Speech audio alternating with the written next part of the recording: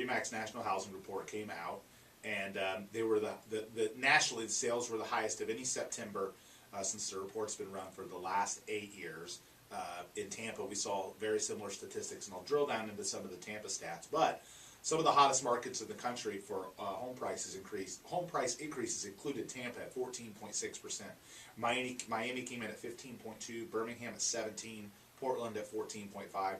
You've got areas of the country with less than 2 months of inventory. We're hovering around 2.6, but Seattle, San Francisco, which a healthy market is about 6, right? Correct. A regular market's about 6, so definitely a seller's market, light on inventory. The median sales price nationally is up considerably year over year, about 5% here. Obviously, we're talking about more of a 14% increase. Days on market, homes are selling faster. The market is just in a different place. So let's talk about the statistics for Tampa, specifically the Greater Tampa Association of Realtors statistics for September. 2,920 sales in September of 16 compared to 2,660 last year. So we've got an increase of about 10% in terms of the number of homes sold. An average sale price of $239,000, where last year our average sale price was $219,000. So year over year, for that statistic, we're about a 6%. We're about a 6 or 7% bump. Then you're looking at another important statistic, inventory. 2.7 months of inventory. We've been hovering around that 2.7 number since May. It's been 2.7, 2.8, 2.6, 2.7. The highest inventory month of the year was January and February, which is pretty typical. But 2.7 months of inventory is the lowest we've seen in years. 239,524 was the average sale price in Tampa. One alarming thing that I see about these statistics is that is the 4th month in a row where we've seen the average sale price in Tampa drop.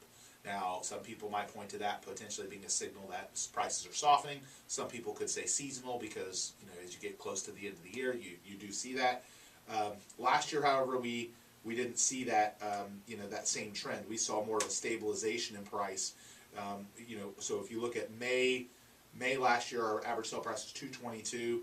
In September, it was $219. Not much of a change. This year, we've seen a pretty significant change from June of a $251 to a $239. So we've seen some softening on price a little bit. We're talking about from June to today. Correct. Okay, yeah. So and just coincidentally with those statistics, we've seen that first-time home buyers where they've been, been slammed for a long time. Yeah. That all of a sudden the statistics now show that first-time home buyers enter the market at a greater pace than ever recently. And millennials too, in fact, where you're seeing a much higher percentage of millennials purchasing. But again, when you look at average sale price, seeing it drop for a few months in a row is an experience we've not seen in Tampa for a while.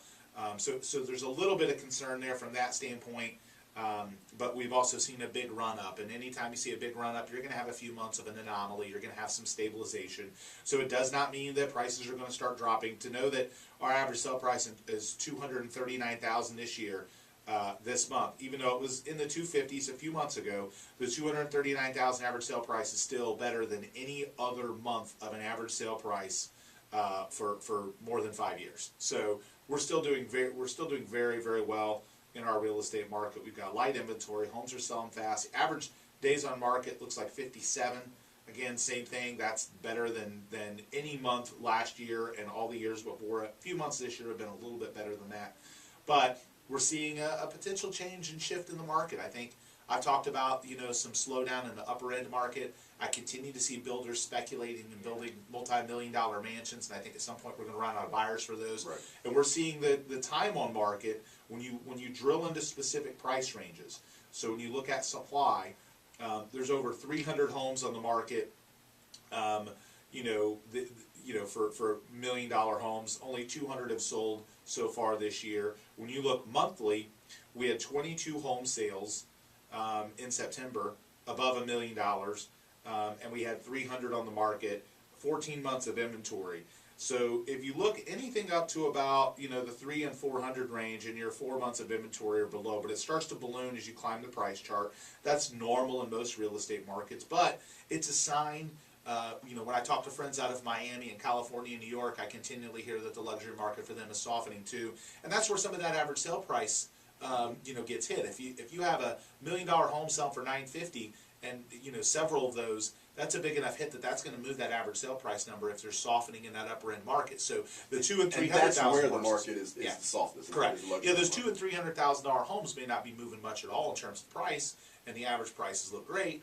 But if you have some of those $1 million homes selling at a discount, it really does impact the average. So if you take it from that standpoint, you know, we're not seeing a whole lot of change negatively in price, even though the statistics show in the average in the $200,000 and $300,000 and $400,000 ranges. That average is getting smoothed out by the discounts and the, you know, sometimes, you know, 8, 10, 9, 10, 12, 14% off that some $1 million homes sell for. When you have a home price that's that large, it really does affect the average pretty considerably. So, well, that's certainly one thing to consider with the statistics. We're going to go ahead and post the statistics as well as the RE/MAX National Housing Report up on our Facebook fan page, which is facebook.com/The Duncan Duo Show. If you want to drill down and look at some of the data and some of the analytics over what homes are selling for, time on market, inventory, and month supply, we'll have the reports up there for you again at facebook.com/The Duncan Duo Show.